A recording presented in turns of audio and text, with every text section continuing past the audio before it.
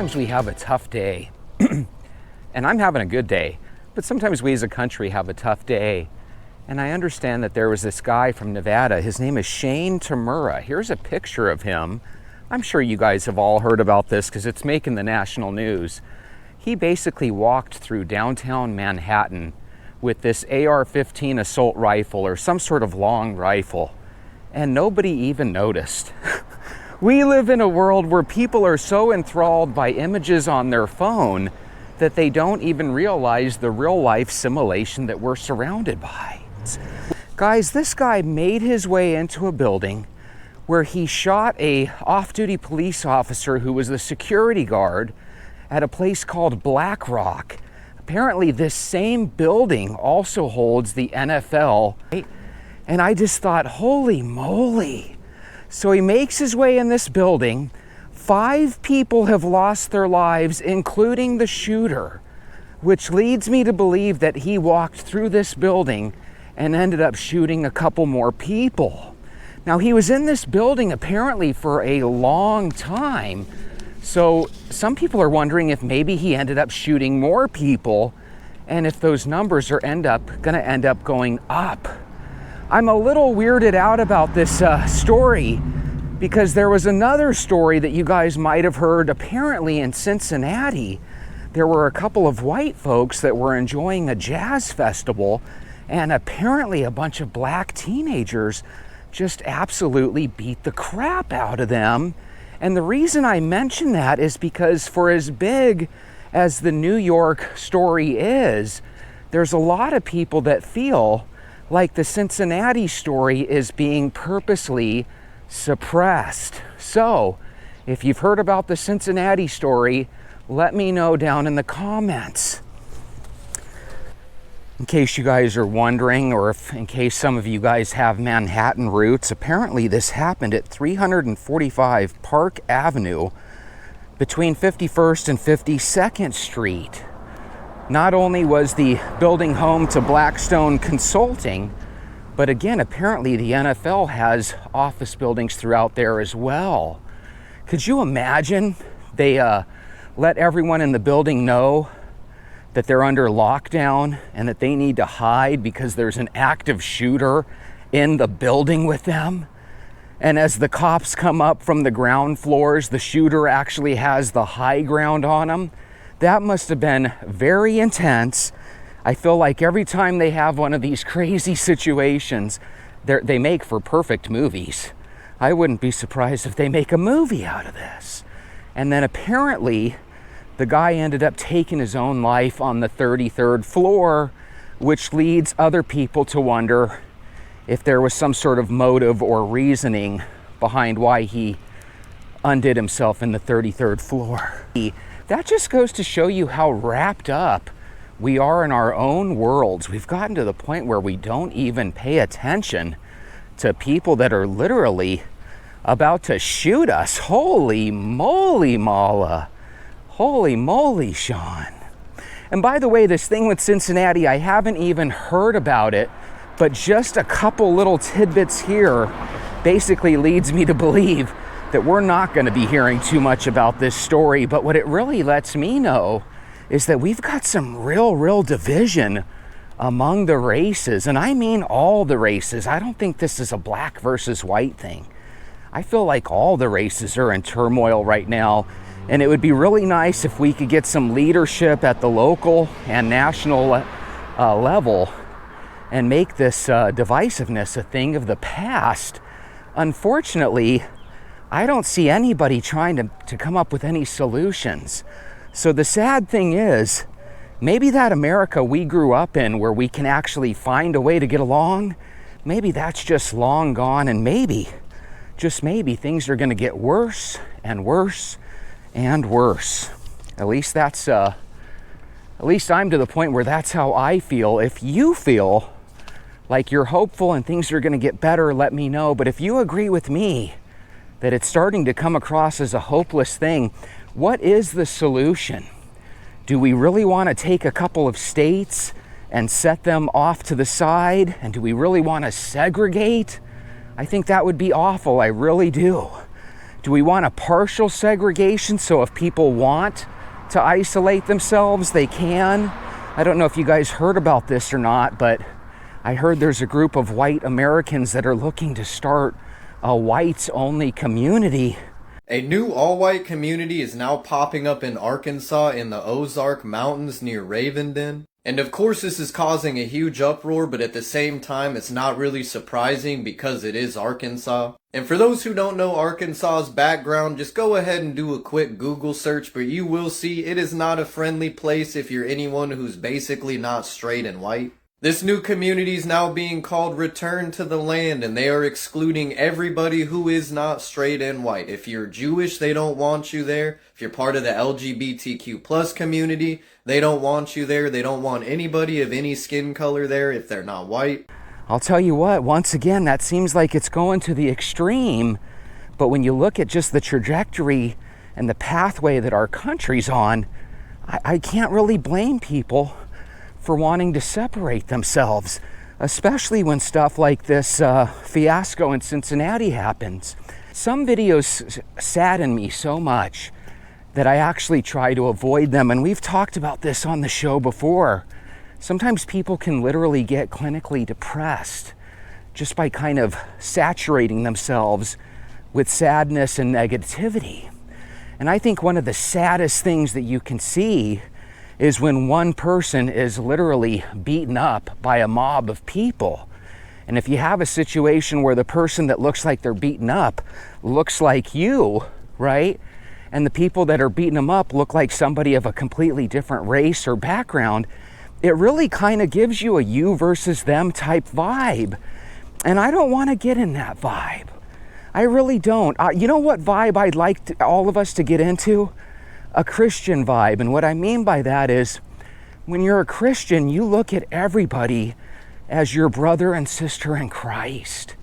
We are supposed to be brothers and sisters, and you are supposed to do well by your family members and loved ones. And I just feel like in this country, we're just not doing that. And I feel like a lot of the problems that we have might stem from the fact that we're not nearly as faith-based as we used to be. And I know there's probably some non-believers that think faith is the reason for all these problems, but it seems pretty apparent to me it's the lack of faith that's the reason. Because when you're going through trials and tribulations, when you're a Christian, you always wonder if there's a lesson to be learned, and if maybe there's a reason that God's bringing you through these trials and tribulations. When you take God out of the equation, all of a sudden you just look at other people and you say, it's your fault that I'm not living the life I want. And I think when we start to blame everybody else but ourselves, I think that's when chaos is about.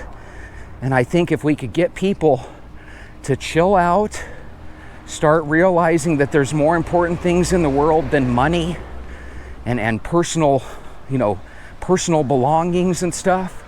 What happens is we get in this world where everybody is so jealous of other people and so frustrated that other people have what they want. And we all know that a lot of it is BS. Again, it kind of goes back to Facebook. When you look at your friends on Facebook and they all look like they're driving new cars and going on vacations, and you look at your bank account and you're broke, it can lead to a lot of frustration. What you don't realize is that it's all crap. Those people are going on vacations because they're charging up their credit cards. They're smiling because that's what people do when they take family pictures. What you don't see is that right when the picture's done, the smile fades and they go back to their own little individual world. That's why a lot of times married women will complain that they feel lonelier than ever. It's because everybody always smiles for the family picture, but you don't really see the mundane, boring side of their life, I guess. That's why I'm so into the boring things. I'll take a walk. I can sit in a room by myself and stare at a wall. I can read a boring-ass book for 3 hours. There's a lot of things that I can do, and it's because I don't have FOMO. When I was young, I had FOMO. What's FOMO, Jesse? Fear of missing out, Bob. Young people are stir crazy because they always feel like everybody else is doing something and they're missing out. And as you get older, that's why people spend money and go in debt. It's why they go on vacations they can't afford. It's why they're jealous of everybody. It's because of FOMO. That's why I take walks. I'm way ahead of the game, Venters, and so are you. Because if you can make something that's inexpensive and free like a walk, if you can make that your fun or your hobby, oh my God, no one can ever take that away from you as long as you keep walking. Once you stop, you're going to lose your leg to the sugar. Big Time 9589 says, don't worry, New York City. The sooner Zoran has his social workers handle these types of situations, the sooner you'll be safe. So I think Zoran is what, that new mayor of New York? Or governor of the state? I forget who it is, but he's a guy that I think beat out Chris Cuomo's brother, right? And apparently, this is the thing that drives me crazy. Everybody's answers in the schools, hire more social workers. Everybody's answer when it comes to crime in these big cities, hire more social workers. You know what's going to happen if you hire more social workers? Stupid things are going to happen. Sometimes you can't talk somebody into acting right and being civilized. Sometimes you have to throw people in jail and just let them rot. And that's the problem. Everybody always wants to rehabilitate these people and bring in social workers. Cops earn less than social workers and are way more valuable. Get some police in there. Start throwing people like this guy in the jail for life. You know, now this guy obviously took his own life. Here's the question I have for you, Venters. Let's think about this. What the hell was he doing coming from Nevada to the Blackstone Corporation in Manhattan? And it got me thinking, what if this guy bet a whole bunch of money on a football game, and then lo and behold, sometimes people complain about the football games being rigged. You ever seen those videos? And there's a lot of people that'll tell you basketball's rigged. What do you mean, Jesse? Well, think about this. The Lakers get Luka Doncic. Nobody in their right mind would trade Luka Doncic for an ailing basketball player, Anthony, whatever his name is, from the unibrow guy. And all of a sudden, they give Dallas the #1 draft pick, that Cooper Flagg kid. So there's a lot of people that look at that and they say, this shit is rigged. For all we know, this guy could have lost his shirt in a couple of sports bets for the NFL, and he could have went down there and said, you know what, I'm going to take them out for cheating me. I'm not saying it's that, but why the hell else would somebody from Nevada go down to the NFL's headquarters and start shooting up people?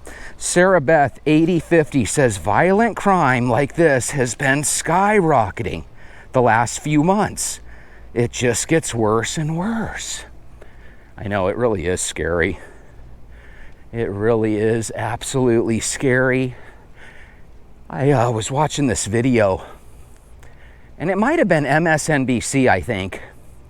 But the video was alluding to the fact that every single weekend in Chicago and Philly and Houston, we have people that lose their lives, but they happen to be in the impoverished side of town, right?